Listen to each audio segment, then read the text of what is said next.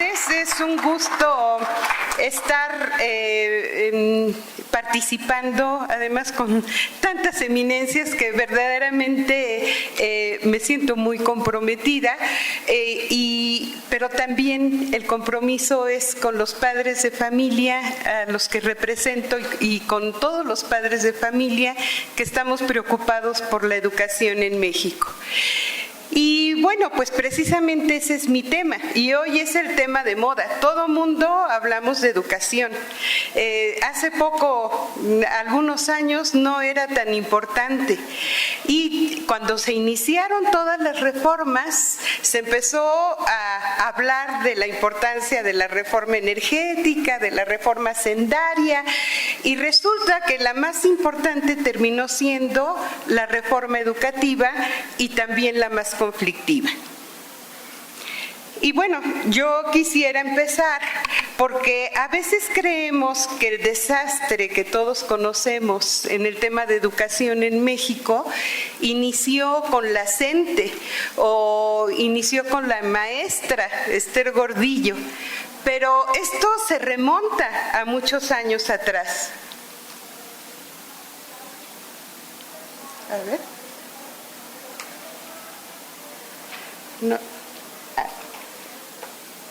No logro. Ya, muy bien. Bueno, resulta que en Guadalajara, mi ciudad, en 1934, Plutarco Elías Calles lanzó un discurso que además es muy famoso y conocido como el Grito de Guadalajara, y esta es una parte, es un pequeño extracto de este discurso. La revolución no ha terminado. Los eternos enemigos la acechan y tratan de hacer nugatorios sus triunfos.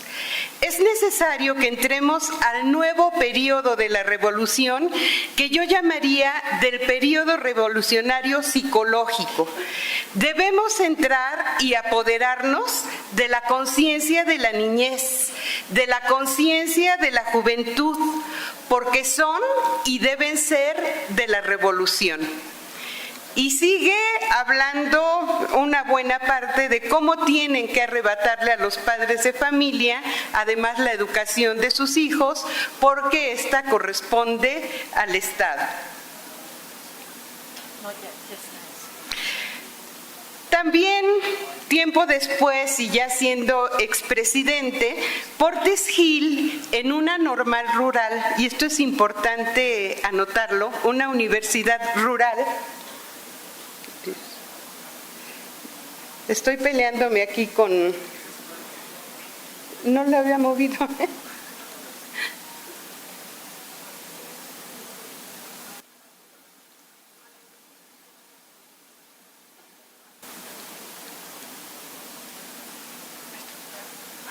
Gracias. La escuela, no. Ajá, muy bien.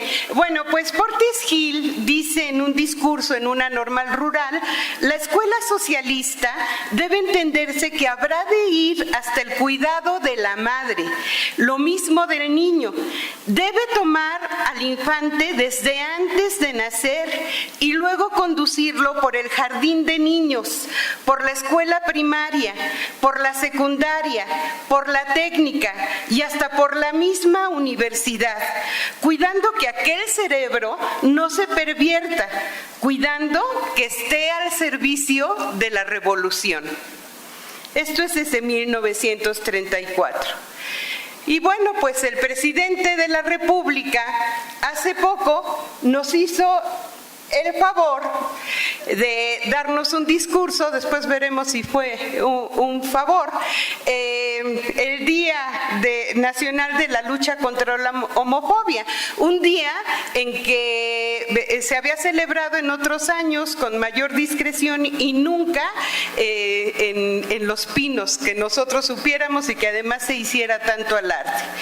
Y entre las cosas que dice el presidente, que ustedes ya conocen y que todavía todavía nos enardecen es que este tema que ustedes han señalado, el de la diversidad sexual y todos los que tocaron los de Lobby Gay, el tema al respeto a la diversidad sea considerado, por cierto, en la parte que aún resta por revisar de la instrumentación de la reforma educativa, que son los contenidos educativos.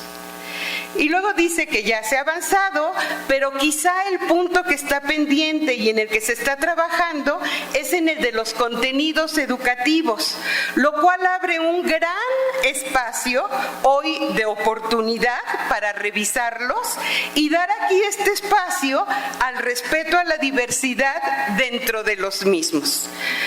Lo dijo, no nos lo mandó decir, y esto mismo lo confirma en septiembre, precisamente cuando rinde su informe, en donde dice que va a seguir luchando porque su iniciativa, esta iniciativa que ha presentado después de otra ciudadana que ya se había presentado, y para que sea aprobada.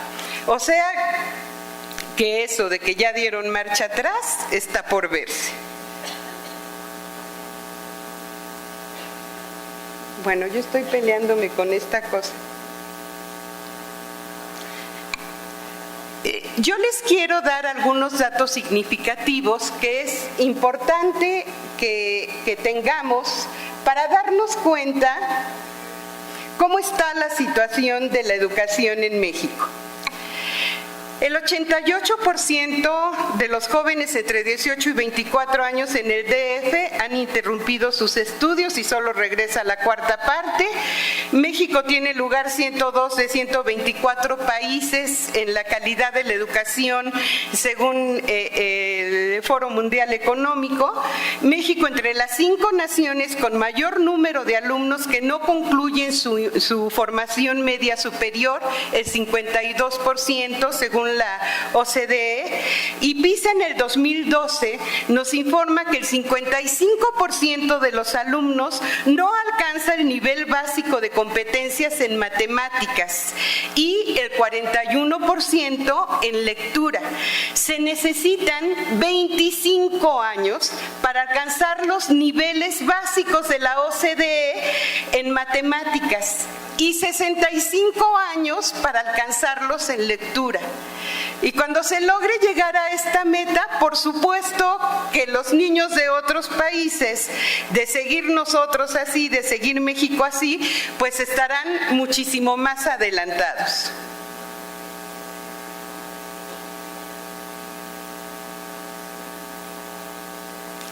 De cada 100 niños que ingresan a primaria, solo de 13 a 17 terminan una licenciatura y de 1 a 3 un posgrado. De 16,283 aspirantes que presentaron el concurso de oposición a educación básica, solo 1.7% alcanzó el rango y el 60% no tiene el nivel idóneo para ser maestro. Más de 11 millones de jóvenes entre 15 y 19 años que no estudian ni trabajan, los que nosotros conocemos como ninis. Y el bullying afecta a más de 18 millones de alumnos de educación básica. El 37% de los jóvenes ha sufrido violencia escolar, el 28% reporta consumir drogas cerca o dentro de la escuela, el 21% tiene compañeros que ingresan armas a la escuela y el 53% está en pandillas que forman parte también de sus escuelas. Y bueno, entre todo el desastre de educación y entre todas las noticias terribles que tenemos, pues sabemos que Oaxaca sigue siendo el estado más atrasado en el tema de educación. ¿Y cómo no va a ser si los maestros marchan en lugar de dar clases? Y simplemente el año pasado los niños perdieron más de 70 días de clases. Y esto viene sucediendo desde hace 20 años en esa ciudad. La situación de la educación en México es grave, todos lo sabemos. De cada 100 niños que entran a primaria, el 76% entra a secundaria, el 49% entra a bachillerato y el 21% solamente entra a licenciatura. Y ya sabemos que de ahí no todos la terminan. Y bueno, pues si educar fuera fácil, la escuela y el sistema educativo ya hubieran resuelto todos los problemas sociales que nos aquejan: la violencia, la inseguridad, la contaminación, el alcoholismo, la drogadicción, etcétera, etcétera. Ya hubiera sido lo suficientemente eficiente para haber resuelto, por lo menos en un buen porcentaje, toda esta problemática. Y bueno, es que es un grave error hacer propuestas educativas para resolver conflictos en la escuela marginando a la familia. ¿De qué han servido los programas? La doctora sabrá muy bien, para prevenir la obesidad en la escuela, y donde les quitan a los niños la venta de harinas y de refrescos y de azúcar y demás, si son los propios papás los que le dicen: a mí nadie me va a decir que comas, ni a ti, mijito, llévate tu coca y llévate tus papitas, que para eso estoy yo, o le dan el dinero para que se lo compre a la vuelta de la escuela. ¿De qué sirve que se den programas e incluso reglamentos muy serios contra el bullying, que incluso los maestros pueden llegar a la cárcel si no detienen las agresiones entre sus alumnos? ¿Y de qué ha servido si cada vez va subiendo más y más el número, cuando la familia es la primera promotora de la violencia?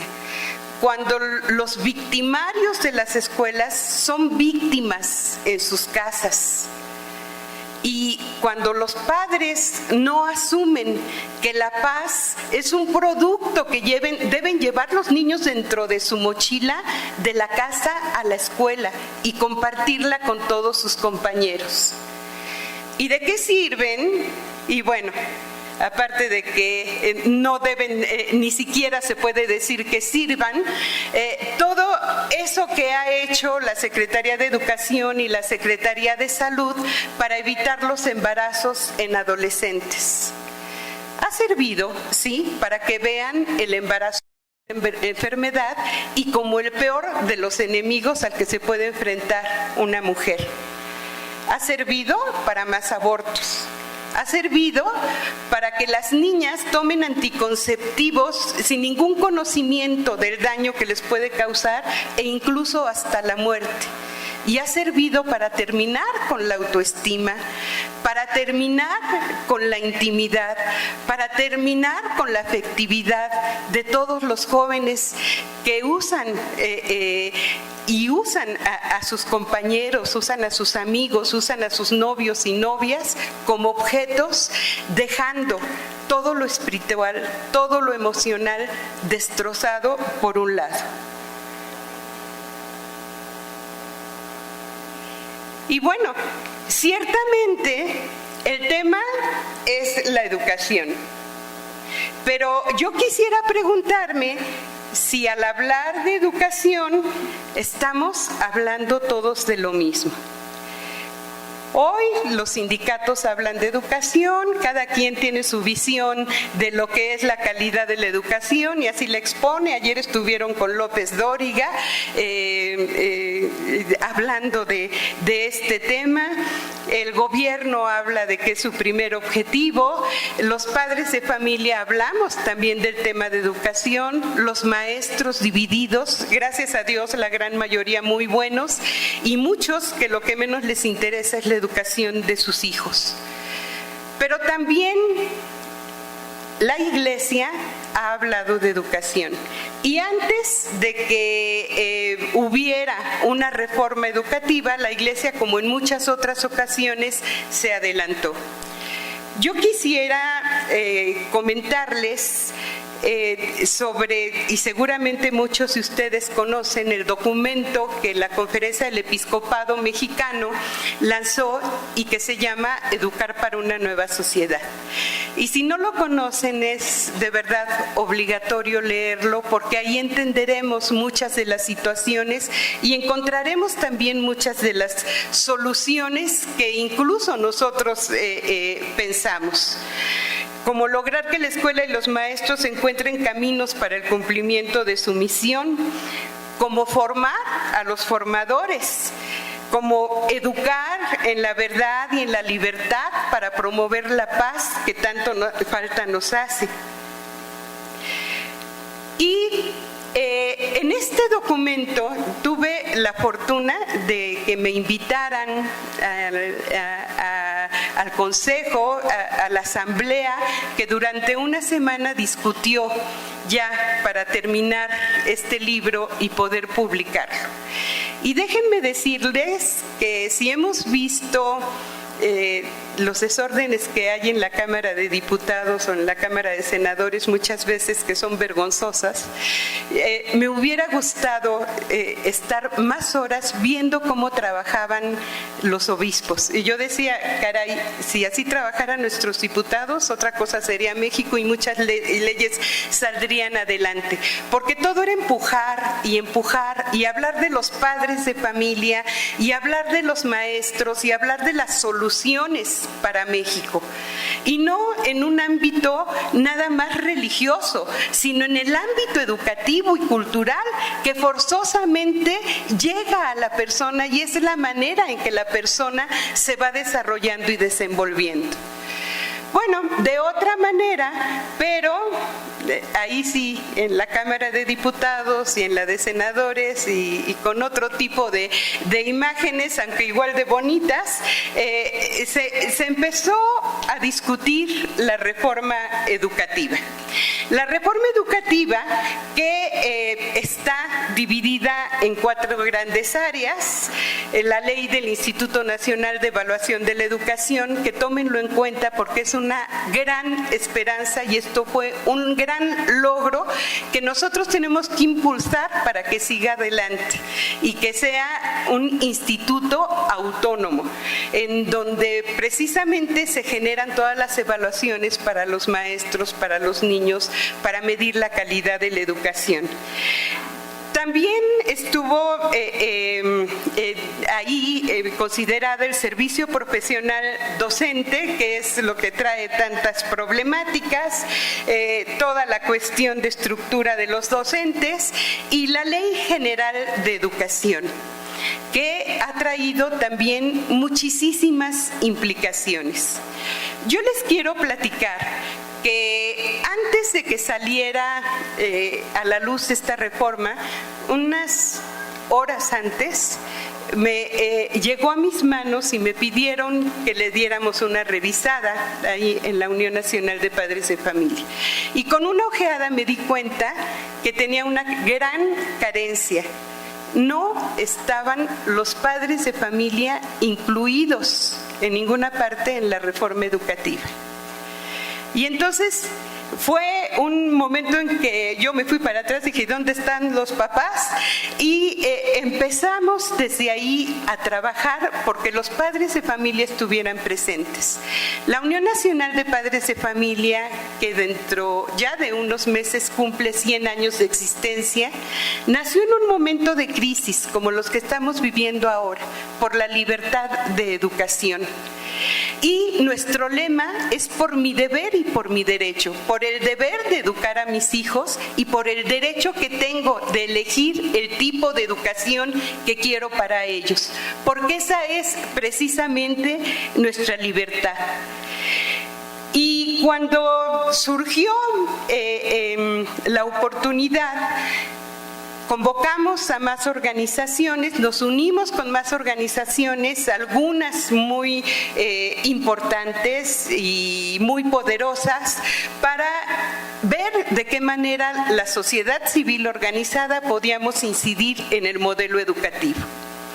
Y empezamos en la primera junta en la que había como 15 presidentes de diferentes organizaciones, entre ellos yo, y bueno, con la emoción de quien va a empezar a construir un rompecabezas y que nos sentíamos que íbamos a aportar lo que pudiéramos y que por primera vez íbamos a ser escuchados como sociedad civil,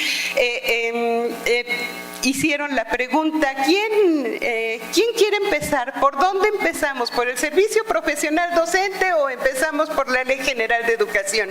Y yo les dije, vamos a empezar por el derecho de los padres de familia para educar a sus hijos, que quede bien constatado y bien escrito. Y entonces yo, así con toda la emoción y lo gritona que soy, esperando que todos dijeran, sí, vamos. Se hizo un silencio terrible, así sentí ahí el frío del Polo Norte en un segundo y vi cómo se empezaban a voltear a ver mis compañeros unos a otros. Y entre una sonrisa y la vergüenza de quién me iba a callar, hasta que salió la valiente que me dijo, ay, mira, Consuelo, por favor, todos tenemos poco tiempo y tenemos muchas ocupaciones. Aquí partimos de que el Estado es el rector de la educación en México y no venimos a perder el tiempo, así es que tú disculpes. Entonces, ¿qué les parece si empezamos con los maestros y demás? Por supuesto que yo sentí, imagínense lo que sentí, que me quedé callada, se me fue la voz y eso sí, ya saben mi marido y mis hijos que es más peligroso a que me ponga a hablar mucho y bueno, pues me quedé callada y no podía volver a reaccionar con lo que estaba pasando. Y entonces la persona anfitriona, era anfitrión de ese lugar, santo Dios, me quedan 5 minutos y tengo tantas cosas. Bueno, le voy a correr. La persona anfitriona se levantó, me dijo que les repartió unas hojas a cada una de las personas que le había pedido a su secretaria y nos entregó esto. Nos entregó la Declaración Universal de los Derechos Humanos y dijo, si no empezamos por donde dice Consuelo, yo me retiro. Y pues por supuesto que era como que nos estaba corriendo. Dice, porque si no empezamos con los padres de familia, los que estamos perdiendo el tiempo somos todos nosotros. Y ya les llevaba subrayado, los padres tendrán el derecho preferente para escoger el tipo de educación que habrá de darse a sus hijos. Y de ahí empezamos a trabajar. Y hoy les digo con mucho orgullo que gracias a ese instante de tanta vergüenza por ellos, no por mí, y tanto dolor, hoy en el artículo 10 se dice que los educandos y educadores y padres de familia somos parte del sistema educativo. Antes ya sabíamos que lo éramos, o sea, no estamos pidiendo permiso para derechos que son naturales, sin embargo no estábamos reconocidos y se nos cerraban las puertas. El artículo 33 que dice que se impulsarán programas dirigidos a los padres de familia. El artículo 65 que nos dice que los padres de familia tienen la capacidad de conocer al personal profesional docente, los criterios y resultados de las evaluaciones y opinar a través de los consejos de participación respecto a las actualizaciones y revisiones de los planes y programas de estudio. Esos planes y programas de estudio de los que habló el presidente y que los padres de familia podemos, si queremos, decir que no se meta con nuestros hijos.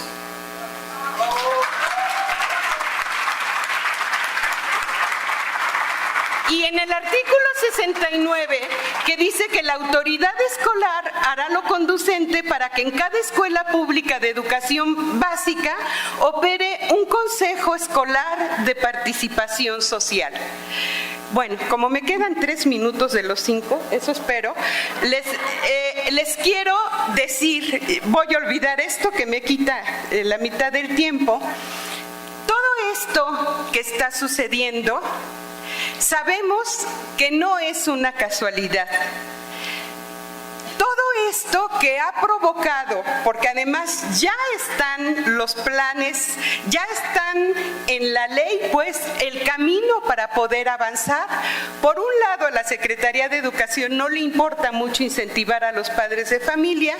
Por otro lado, hay un gran engaño diciendo que los consejos están realmente elaborando, y no es cierto, pero lo peor de todo esto es que los padres de familia no se quieren comprometer en las escuelas. Nos creímos aquello de que estamos puertas para afuera de la escuela. Lo mismo que dijo Plutarco en el 34, lo fueron haciendo realidad y nosotros lo consumamos como padres de familia. Parte del discurso de Plutarco Elías Calles dice que es absolutamente necesario sacar al enemigo de esta trinchera, asaltarla con decisión. En esta trinchera están los conservadores. Me refiero a la educación, me refiero a la escuela. Veía a la educación como un enemigo. Más adelante dice, con toda maña los reaccionarios dicen, los clericares dicen, el niño le pertenece al hogar, el joven le pertenece a la familia. La revolución tiene el deber de atacar ese sector, de apoderarse de las conciencias, de destruir todos los prejuicios y de formar la nueva alma nacional. La juventud debe pertenecer a la revolución. Y esto es lo que se dice en México. Pero en México también se han firmado tratados, muchos de ellos vinculantes a nuestras leyes, como la Convención Internacional de los Derechos del Niño, en que habla precisamente del derecho de los padres, de los niños, para recibir educación y protección por parte de sus padres. Tenemos también el Pacto Internacional de Derechos Civiles y Políticos, la Convención Internacional de los Derechos de los Niños, y estoy segura que ya de todo esto les hablaron mucho. Pero también la OCDE habla de la necesidad de que se habiliten los consejos escolares como un recurso muy importante para mejorar la calidad en México, la calidad de educación. Dice, se necesita tener poder o influencia real sobre aspectos importantes, así como suficiente formación y transparencia. Nuestro gran bastión en este momento es precisamente el poder que tenemos los padres de familia. ¿Y saben qué? Yo le quiero dar públicamente las gracias al presidente de la República, y se las doy con todo respeto, pero también con mucho conocimiento de lo que estoy diciendo, porque logró lo que no hemos podido lograr todos nosotros en mucho tiempo. Despertó al volcán que estaba dormido, despertó a los padres de familia y nos hizo entender que no es nada más la apatía lo que tenemos que combatir, que nuestros hijos están en peligro, que los están ideologizando, no solamente con la ideología de género, los ideologizaron mucho tiempo en muchos otros aspectos, y hoy ya estamos preparados para marchar mañana en más de 110 ciudades con un solo objetivo: decir que nuestra familia es lo más valioso de México y que nuestra familia es lo que nos une, y que nuestras familias siguen teniendo el valor que ha hecho de México, a pesar de sus gobiernos, al mejor de los países, porque es nuestro país. Bueno, yo les tengo, ya me salté mucho, pero sí quiero darles 5 tips con los que nosotros podemos apoyar mucho para que esta alegría que hoy sentimos, para que esta fuerza que hoy sentimos, la empecemos a canalizar en acciones positivas, en acciones que nos hermanen realmente, como hoy nos ha hermanado precisamente el amor a nuestra familia. Lo primero es incidir en el modelo educativo.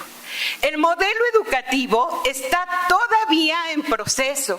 La Secretaría de Educación ha abierto foros para que se participe, foros que están muy acotados, pero finalmente ahí se puede tener la palabra. Pero además ha dado una página para que toda aquella persona que quiera participe y diga lo que quiere para el modelo educativo. Yo les aseguro que si todos los que vamos a marchar ponemos nuestras ideas y nuestras iniciativas en el modelo educativo, lo haremos pesar. En segundo lugar, tenemos que, por supuesto que el modelo educativo es el que dará la calidad de la educación en México y no se basará nada más en conocimientos, sino en el aprendizaje del uso de la libertad, la justicia, la solidaridad, buscar la verdad y el sentido trascendente de vida. También tenemos que exigir y tenemos que trabajar quienes podamos en la formación de los maestros. Ese discurso de Ruiz Cortines, les decía, fue en una normal rural. En las normales rurales, a veces en lugar de darles las clases básicas, les dan clases de guerrilla. Y esto es cierto, y esto lo estamos viviendo con todas las problemáticas que se están dando. Pero también hay muchos maestros que tienen vocación y que no tienen nuestro apoyo y no tienen el apoyo también de la Secretaría. Hay que hacerlos escuchar, hay que representarlos, hay que pedir que se cambie la currícula de las normales y también de las carreras que van hacia la educación. Hay que buscar la formación, el desarrollo y pedir la evaluación y el seguimiento a los profesores, supervisores y a cada actor educativo. En tercero, yo les quiero proponer trabajar para que toda la política pública tenga como eje transversal a la educación y a la familia. Ninguna política puede pasar por encima de los derechos y las necesidades de la familia. Y donde hay una familia, hay una escuela de educación. Y familia y educación, y familia y escuela deben ser los mejores aliados. El respeto al derecho inalienable de los padres de familia como primeros educadores. Tenemos que buscar una educación libre de ideologías y tenemos que buscar la libertad de educación. Si somos judíos, si somos católicos, si somos cristianos, si somos agnósticos, tenemos el derecho de que en las escuelas de los niños se les den las clases que los padres de familia consideren convenientes. Sabemos que lo más importante de esto es el cuarto número, que es el despertar de los papás. Y a través de los consejos de participación social en cada escuela, hacer que cada uno de ellos revise el rincón de lecturas en donde sus hijos están viendo toda la bibliografía y donde nos meten muchas veces el gol en cuestión de ideología de género. Tenemos que estar en los consejos de participación para que si les van a dar una clase de educación sexual, sea netamente en el ámbito científico y obligarlos a que se reserven el ámbito que nos corresponde a los padres de familia y que tocan la intimidad, las emociones y la afectividad y la espiritualidad de nuestros hijos. Los padres de familia tenemos que tener un papel protagonista y responsable y propositivo. No servimos nada más para la kermés y para el Día del Niño. Los padres de familia tenemos mucho que dar. Y ese mucho se concentra en el amor que tenemos por nuestros hijos y que nadie más puede dárselos de igual calidad. Y que junto con los maestros podemos lograr hacer de cada niño una obra de arte. Tenemos que ser protagonistas dentro de la escuela. Y por último, quisiera hablarles de los talleres de educar para una nueva sociedad. Estos foros nos llenan de emoción, nos llenan de ilusiones, nos llenan de energía. ¿Cuánto nos va a durar esta energía o a cuántas más personas les van a poder servir? Cuando se hizo el taller de el libro de Educar para una Nueva Sociedad, platicando con la conferencia episcopal, especialmente con educación y con cultura, junto con la USEM y también la Unión Nacional de Padres de Familia y la UPAEP, hicimos unos talleres para enseñar a los padres de familia a participar dentro de la escuela, para enseñarles la gran obligación que tenemos como padres de familia para la construcción de un mundo mejor, para hacer lo que nos corresponde, no esperando que el gobierno solucione todas nuestras problemáticas.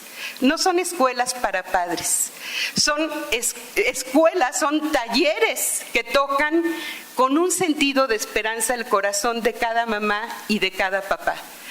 Los tenemos en toda la República. Son talleres gratuitos que en estos momentos ya, por ejemplo, en Veracruz se están dando en la sierra en diferentes dialectos. Y vamos avanzando, igual que haciendo estos foros, permeando en una sociedad, dando esperanza y preparando a los padres de familia, por ejemplo, para que mañana marchen con nosotros.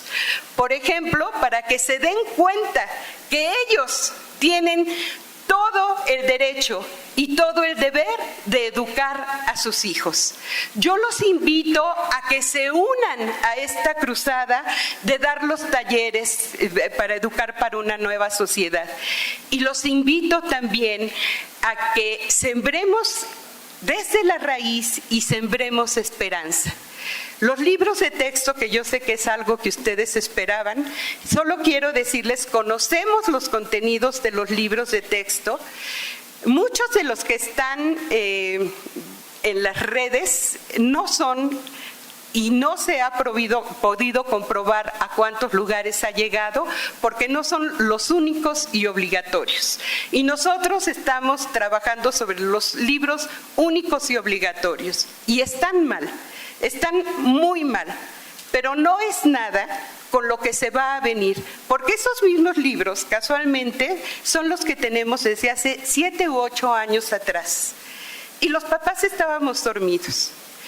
Y ahorita, por supuesto que estamos enojados, pero ahorita lo que tenemos que trabajar es en el nuevo modelo educativo y trabajar en los contenidos y hacer oír nuestra voz. Yo les invito a que se afilien a la Unión de Padres de Familia, que levantemos la voz todos y que a través de una sola voz le digamos al gobierno que no queremos ideología de género, que no la vamos a permitir y que desde hoy en adelante los padres de familia haremos valer nuestro deber y también nuestro derecho. Gracias.